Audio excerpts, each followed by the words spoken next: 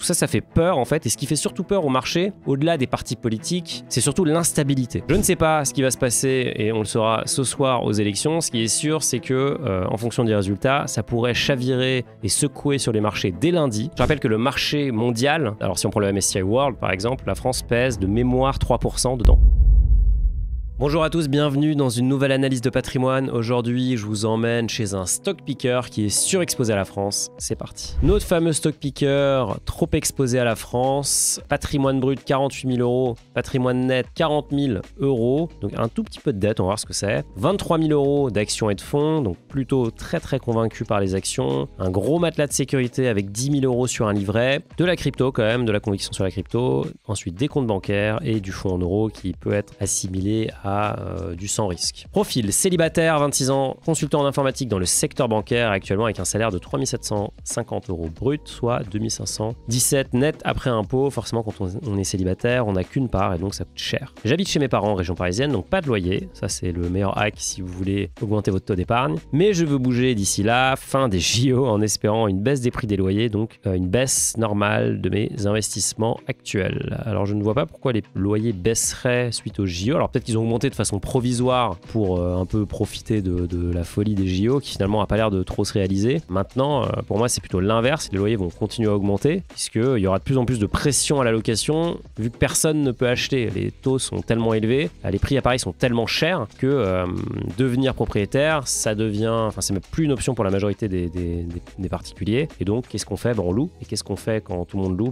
On peut augmenter les prix. Alors, c'est plafonné, mais bon, c'est assez facile de contourner le plafonnement. Je cherche à avoir un avis sur ma stratégie et voir si je peux... Ça veut pas dire que tu dois rester vif chez tes parents, évidemment. Je cherche à avoir un avis sur ma stratégie et voir si je peux améliorer cette stratégie. J'en suis sûr. Objectif. J'ai pour objectif d'avoir un revenu passif suffisant pour vivre d'ici 25-30 ans. Quand vous me dites ça, n'oubliez pas de me dire ce que ça veut dire pour vous suffisant. Ça veut dire quoi? Ça veut dire 1 000 euros par mois, 2 000 euros, 10 000 euros, 20 000 euros. Moi, je sais pas, si tu te déplaces en jet privé pour aller faire tes courses, forcément, ça va pas être la même chose que si tu es en vélo dans la Creuse et que tu manges les pommes de terre et les betteraves de ton potager. Donc ça, c'est hyper important comme variable. Donc dites-moi bien de combien vous avez besoin, parce que c'est ça qui va définir combien vous allez pouvoir, de combien vous allez avoir besoin. Stratégie. On regarde ton cash flow que tu nous as fait. Je rappelle, le cash flow, vous le faites sur le simulateur que je vous mets dans la description. Vous pouvez aussi le faire directement dans Finari, automatiquement lié à vos comptes. Le salaire en entrée, ça tu nous l'as dit, donc tu pars du salaire net. C'est la meilleure façon de raisonner, évidemment, parce que l'impôt, c'est une dépense forcée, on n'a pas trop le choix. Investissement mensuel, 1 000 euros, donc gros taux d'épargne, 41%, ça c'est vraiment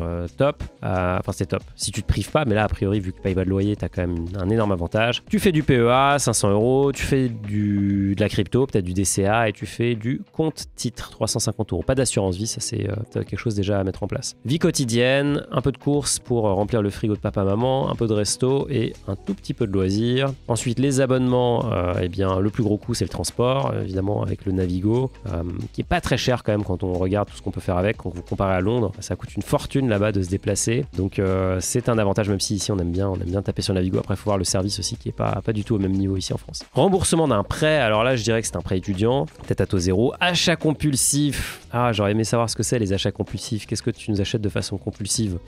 En tout cas 150 euros que tu as alloué pour péter des câbles et acheter des petits trucs. J'ai 2 assurances vie, BNP et Cardiff. Je veux fermer la première car les frais sont trop hauts avec peu de choix de support par rapport au second. Soit attendre les 8 ans pour la fiscalité ou voir si je peux en sortir car je n'ai pas fait de grosse plus-value. On va regarder si ça vaut le coup. C'est vrai que l'assurance vie, il y a un avantage fiscal, mais si vous payez des frais de contrat et de support qui sont extrêmement élevés, en tout et pour tout, ça vaut peut-être pas le coup d'attendre. Surtout s'il n'y a pas de plus-value dedans, honnêtement, ça ne sert absolument à rien. J'ai un compte titre sur TR, Trade Republic, où j'investis à peu près 600 euros par mois en DCA. Alors peut-être que tu avais du coup tu nous avais dit dans le cash flow, tu avais 350 euros. Donc j'imagine que tu avais un peu de buffer, un peu de mou dessus.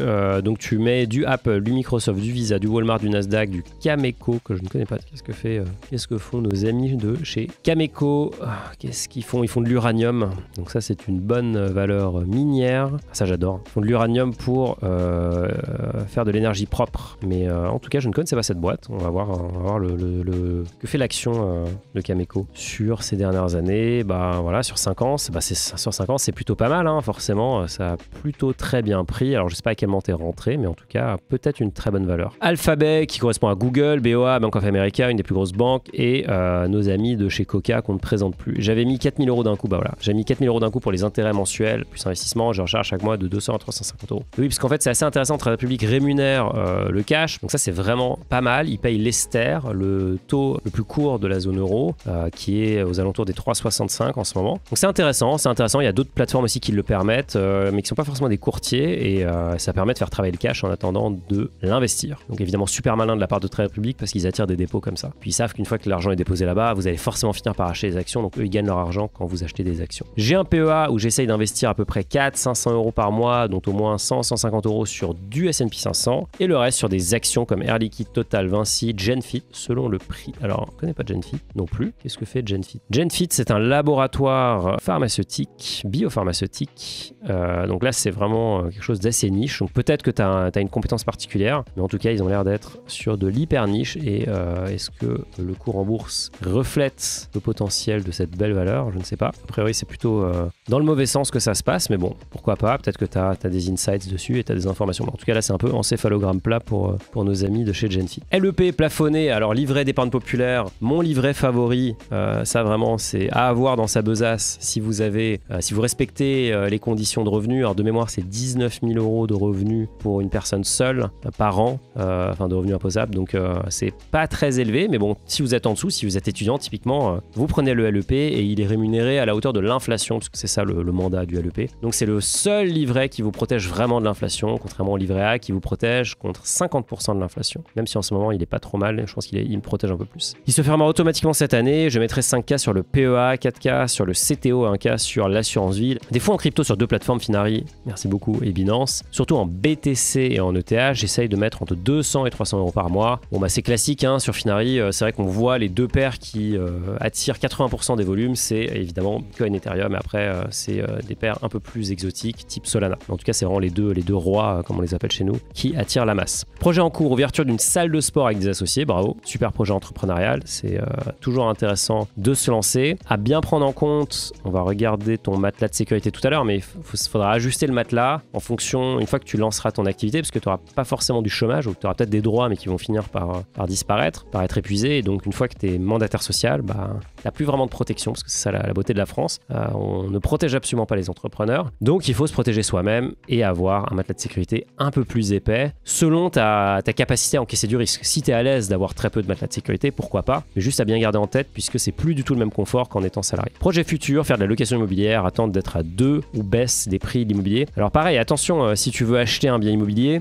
maintenant tu es en CDI, donc tu peux emprunter. Le jour où tu seras, je ne sais pas si tu vas arrêter ton boulot pour ouvrir ta salle de sport, mais le jour où tu seras à plein temps sur ta salle de sport et tu n'auras plus de CDI, la banque va te dire, bah fournissez-moi 2 bilans, à minima. Donc bon, peut-être un bilan s'ils sont vraiment sympas, mais généralement tu vas faire un exercice long la première année, donc tu vas faire un exercice sur 18 mois. Donc ça va repousser ton... Et puis aucune garantie d'être profitable aussi. Les 18 premiers mois, tu peux lever des fonds par exemple pour te développer. Donc attention sur ça, si tu veux faire de la location immobilière, si tu veux faire un investissement locatif, bah, le CDI ça reste quand même le Graal, et l'entrepreneur n'est pas vraiment la bienvenue chez les banquiers. Ils aiment pas trop ce genre de profil parce que bah, ils trouvent que c'est trop risqué, ce qui est assez paradoxal. C'est-à-dire que quand tu embauches des gens dans ta boîte, eux peuvent emprunter, mais toi en tant qu'entrepreneur, tu ne peux pas. Question, est-ce que je dois plus investir sur mon PEA? On va regarder ce que tu as dessus. Que penses-tu de continuer à autant investir en France avec la situation politique actuelle? Vaste question. Et surtout, est-ce que je dois arrêter d'investir dans autant d'actions sur le CTO? Alors, ton profil, 46 000 euros, ça on le savait déjà. Du coup, tiens, j'ai envie de voir ton prêt d'abord. J'imagine que c'était un emprunt étudiant, différé total. Alors, est-ce qu'il est à taux zéro?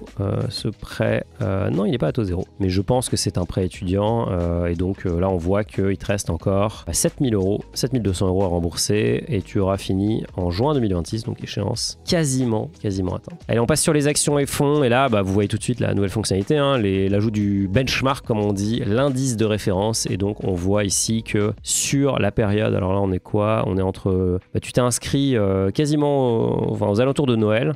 C'était le petit cadeau sous le sapin, le Finari. Et bah, là, tu t'es fait un peu ratatiner par le MSCI World, qui lui a fait une belle perf, 15%. Toi, t'es flat à 0%. On va regarder pourquoi. Dans ton PEA, le PEA qui sous-performe assez largement parce que tu fais... Bon, parce qu'il y a déjà beaucoup de cash. Donc forcément, quand les marchés montent beaucoup, bah, avoir du cash, pas terrible. Avoir du cash, c'est utile quand le marché baisse, puisque 1, tu peux aller recharger les actions qui sont pas chères, et 2, bah, en faisant 0 sur ton cash, tu fais mieux qu'un marché qui fait moins 10 ou moins 20 ou moins 30. Par contre, dans un marché haussier, bah, là, tu te fais un peu allumer. Donc, Air Liquide, ça, tu nous as parlé de ton ETF Lixor, et ensuite, beaucoup de valeurs françaises française. Première question, pourquoi ne pas acheter le CAC 40? Puisque là, je vois qu'il y a quand même pas mal, la majorité de ces boîtes-là sont dans le CAC 40 en fait. Donc tu pourrais peut-être économiser des frais de transaction, surtout que sur Boursorama, ils sont quand même pas donnés, en achetant une ligne. Peut-être qu'il y a même un ETF qui est dans leur sélection d'ETF sur laquelle les frais sont offerts. De mémoire, c'est que les fonds iShares, donc BlackRock, mais à regarder. Peut-être que tu peux acheter donc gratuitement cet ETF et t'éviter tous les frais de transaction, parce que là, à chaque fois que tu achètes et que tu vends, tu passes à la caisse. Surtout que la perf, elle est pas géniale, quoi qu'il y a quand même des belles perfs. Hein. Il y a Saint-Gobain, les matériaux de construction, il y a Engie aussi qui est pas mal. Et de l'autre côté, il y a Nexity. Bon, Nexity, cette promotion immobilière catastrophique en ce moment. On avait parlé d'ailleurs dans la vidéo sur Bernard Arnault, je vous mets le lien ici, puisque pour la petite histoire, Nexity, c'est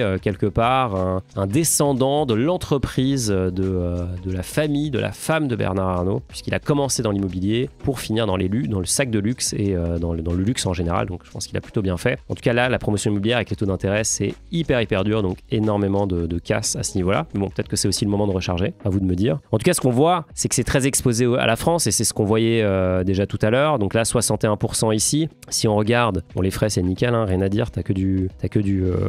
Tiens, d'ailleurs, t'as le Amundi CAC 40. Bah, tu vois, tu l'as déjà. Distribuant. Alors moi, je préfère capitalisant, même s'il n'y a pas d'impact fiscal ici sur le distribuant, parce qu'en fait, là, tu vas toucher des petits dividendes. Bon, on les voit ici. Tu vois, ils payent un dividende de 4 euros, des choses comme ça. Donc, c'est pas forcément des dividendes hyper simples à réinvestir. C'est des petits montants. Donc, peut-être autant toucher ça, autant capitaliser pour éviter d'avoir des petites sommes à réinvestir. Si on revient d'ailleurs en arrière, on voit que ton profil au global est exposé à 40% à la France. Je rappelle que le marché mondial, la France pèse, alors si on prend le MSCI World par exemple, la France pèse de mémoire 3% dedans. Donc tu es quand même surexposé. Le gros du marché mondial, c'est évidemment les US avec plus de 60%. Là ici, toi tu en as 30%. Tu pourrais acheter les US évidemment avec ton PEA, puisque tu peux acheter du S&P 500 en ETF, mais tu peux aussi en acheter via ton compte titre ou évidemment ton assurance vie. Alors compte titre, qu'est-ce qu'il y a dedans justement et quelle est la perf? La perf est aussi en deçà du MSCI World. Et là, tu as pas mal de valeurs très tech, hein, donc les 7 magnifiques, Alphabet, Nvidia,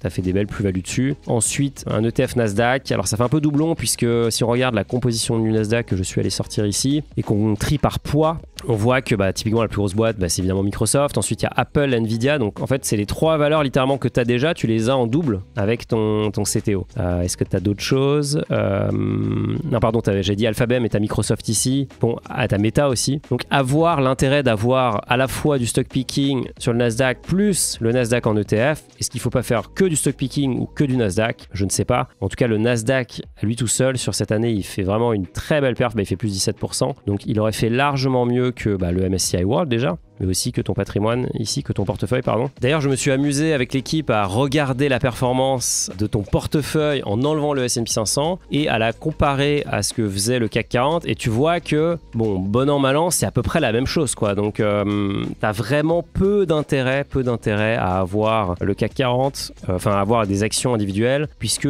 in fine, tu te retrouves avec quasiment la même chose. Et d'ailleurs, je pense qu'il y a vraiment un risque en ce moment sur les valeurs françaises. J'en ai parlé sur mes réseaux sociaux si vous me suivez, mais c'est vrai qu'avec le climat politique actuel, les investisseurs français et étrangers d'ailleurs ont peur, puisque qu'est-ce qui se passe si l'extrême gauche passe au pouvoir? Ils vont certainement augmenter les impôts, donc détériorer la productivité, la compétitivité de nos entreprises. Qu'est-ce qui se passe si l'extrême droite passe? Je ne sais pas, on ne sait pas trop, mais il y aura certainement des mesures, notamment des nationalisations des autoroutes qui vont être prévues. Donc pareil, tout ça, ça fait peur en fait, et ce qui fait surtout peur au marché, au-delà des partis politiques, et les analyses de patrimoine ne sont pas une émission politique, c'est surtout l'instabilité. Et ça, c'est vraiment important à comprendre. Un pays qui est stable, comme la Suisse par exemple, ça, les investisseurs adorent, puisqu'ils savent que le cadre juridique et fiscal aujourd'hui sera le même dans 10 ans, comme au Liechtenstein, comme au Luxembourg. Aux États-Unis aussi, c'est relativement stable. On sait que c'est très pro-business de toute façon, donc c'est instable, mais au sein d'un cadre très pro-business. Ici, on peut passer d'un monde qui est plutôt pro-business, qui est le cas actuellement, à quelque chose qui serait vraiment un retour en arrière à une économie qui est beaucoup plus protégée et beaucoup moins compétitive, et donc forcément beaucoup moins attractive.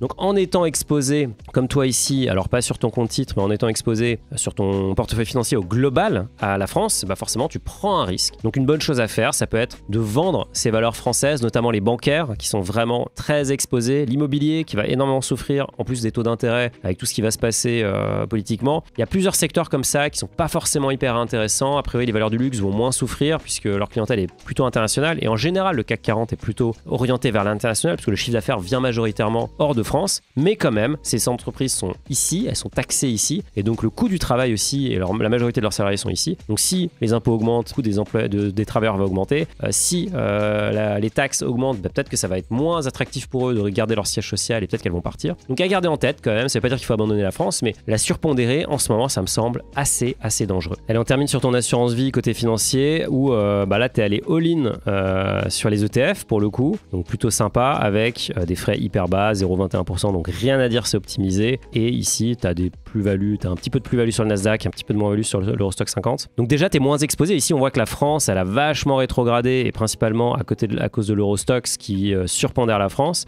mais autrement t'es beaucoup plus diversifié. Donc je ne sais pas ce qui va se passer et on le saura ce soir aux élections. Ce qui est sûr, c'est que en fonction des résultats, ça pourrait chavirer et secouer sur les marchés dès lundi. Et les valeurs françaises, je ne vois pas trop de scénarios dans lesquels elles ne seraient pas très chahutées. Donc attention à vous. On passe à ton livret ou tes livrets. Ici on voit que tu en as deux, donc tu as un matelas de sécurité. On voit que tu dépensais, t'as un salaire de 2500 €. Ce qu'on recommande généralement, c'est d'avoir entre 3 et 6 mois de salaire, entre 3 et 6 mois de dépenses, de côté. Donc toi, tu nous dépenses à peu près 1000 € par mois. Donc là, on peut dire que tu as 10 mois de dépenses. Tu vas devoir ajouter ton loyer, évidemment. Donc on va dire 1500, allez, on va dire 2000 € pour être un peu large. Donc tu as 5 mois sur un matelas de sécurité. C'est pas mal à voir si ça te suffit pour ta future aventure entrepreneuriale. Mais en tout cas, ça paraît plutôt solide à ce niveau-là. Côté crypto, alors tu nous l'as dit, Finari et Binance. Sur Binance, tu as pas mal de choses. D'ailleurs, on le voit ici. Je vous rappelle que vous pouvez regarder l'allocation ici. On voit que c'est principalement du Bitcoin quand même, avec un peu d'Ethereum. Et après, ça reste des choses beaucoup plus petites. Donc pas mal de plus-value là sur Bitcoin et Ethereum. Donc très sympa. Sur Finari Invest, qu'est-ce que tu fais? Bitcoin, Ethereum et un peu la même chose. Ce qui est bien sur Finari et sur Binance aussi d'ailleurs, c'est que vous pouvez faire des DCA. Donc vous pouvez créer des allocations. Et ensuite, on exécute automatiquement vos plans. Et ça vous évite de devoir être devant l'ordinateur ou d'être sur votre app chaque semaine ou chaque jour ou chaque mois. On le fait pour vous et donc on automatise ça. Et c'est vraiment ça un peu le credo, je pense, des bons investisseurs, c'est d'automatiser au maximum la gestion pour ne pas être soumis à ses propres biais. C'est très dur d'investir quand les marchés baissent, mais c'est là pourtant qu'il faut investir sur les actifs de qualité. Donc ça, avec le DCA, vous pouvez le faire sur votre assurance vie en mettant en place des prélèvements automatiques. Vous pouvez même le faire sur votre PEA en soi, puisque vous pouvez faire des virements automatiques vers votre PEA. Il faudra simplement aller exécuter les ordres vous-même. Vous pouvez le faire sur votre compte titre. Donc il y a pas mal d'enveloppes sur lesquelles on peut quand même automatiser ça. Sur l'assurance vie, tu as un fonds en euros. En ce moment, les fonds en euros sont pas mal quand même. On peut avoir des taux, j'ai vu des taux à 4,60%, alors boosté, donc ça va être provisoire, mais vous pouvez avoir plus de 3% assez facilement. Donc c'est quand même pas mal, c'est intéressant et ça permet d'aller parquer du cash en attendant d'arbitrer vers des unités de compte, donc vers des ETF, vers des actions, le jour où les marchés seront un peu moins chers. Compte bancaire, pas grand chose à dire, puisque tu as des banques plutôt classiques, enfin tu as une banque en ligne, une banque traditionnelle. Et voilà, on a fait le tour. Et pour revenir à tes questions du coup, est-ce que tu dois plus investir sur le PEA? J'ai envie de te dire, oui, tu dois toujours investir plus sur le PEA puisque tu es très loin du plafond. Là aujourd'hui, tu as investi a priori 14 886 € et tu as combien de plus-value? Tu nous as dit, tu as 226 €. Donc il n'y a pas beaucoup de plus-value sur ce PEA. Tu peux encore mettre énormément puisque le plafond il est à 150 000 pour une personne. Si demain tu trouves un ou une copine, tu pourras doubler ce plafond puisque elle aussi ou lui aussi pourra avoir son PEA. Donc il y a de la marge encore. Effectivement, je considère que dans l'ordre des choses, je préfère investir sur un PEA d'abord, puis sur un compte titre et l'assurance vie, je le fais une fois que le PEA est rempli puisque tout simplement l'avantage fiscal est plus intéressant sur le PEA. Donc tu as encore de la marge, peut-être qu'il y a un arbitrage à faire et que les fameux 350 € que tu mets sur le CTO, tu les réorientes vers le PEA. Par contre, le stock picking, ça on l'a vu ici, c'est pas forcément hyper nécessaire, ça te coûte cher en frais de transaction et tu pourrais simplifier ça en faisant des ETF peut-être moins exposés à la France et plus généralistes, par exemple sur l'Europe, sur les US ou alors sur le monde carrément. Je pense que sur la France, on en a parlé, la situation politique, ça va pas être facile les amis, donc va falloir s'accrocher à sa chaise. Et surtout, est-ce que je dois arrêter d'investir autant dans les actions sur le CTO? C'est un peu, c'est le corollaire de tout ce que je viens de dire. Effectivement, si tu investis moins sur si tu réorientes sur le PEA, forcément, tu baisses sur le CTO. Je pense que sur le CTO, s'il y a peut-être quelque chose à voir, c'est sur les valorisations des boîtes que tu as, parce que c'est quand même des valeurs, tu vois, tu as des bancaires, c'est des valeurs très, très traditionnelles. Je trouve que ce qui est vraiment super sur un CTO, c'est d'aller sur les valeurs sur lesquelles on a vraiment la plus forte conviction. Donc j'avais partagé mon patrimoine dans une vidéo, je vais vous la remettre ici. J'avais partagé mon compte titre notamment, puisqu'on avait quasiment atteint le challenge des 100 000 abonnés. On l'avait pas atteint, mais j'avais quand même partagé des choses. Et vous voyez que j'ai très peu d'actions dedans. Par contre, c'est des actions sur lesquelles j'ai une très forte conviction. Donc ça peut aussi partir dans le mauvais sens, mais j'ai mis un montant avec lequel je suis vraiment à l'aise. Et donc si je le perds, c'est pas très grave pour moi. Par contre, si je peux faire mieux, évidemment, et si je peux battre le marché, c'est génial. Donc peut-être réduire un peu ce compte titre, aller vraiment sur les actions sur lesquelles tu as une grosse conviction et les autres, tu les laisses de côté. Ou alors sinon, acheter un ETF Nasdaq. Mais franchement, quel est l'intérêt d'acheter un ETF Nasdaq si tu peux le faire sur ton PEA? Voilà, je le ferai plutôt sur le PEA à ce moment-là. Donc compte titre pour du stock picking hyper concentré, c'est un peu mon mantra à moi. Voilà, en tout cas bravo parce que tu as mis en place des belles choses. Je pense qu'il y a des très bonnes bases, il y a quelques petits ajustements à faire mais pas grand chose.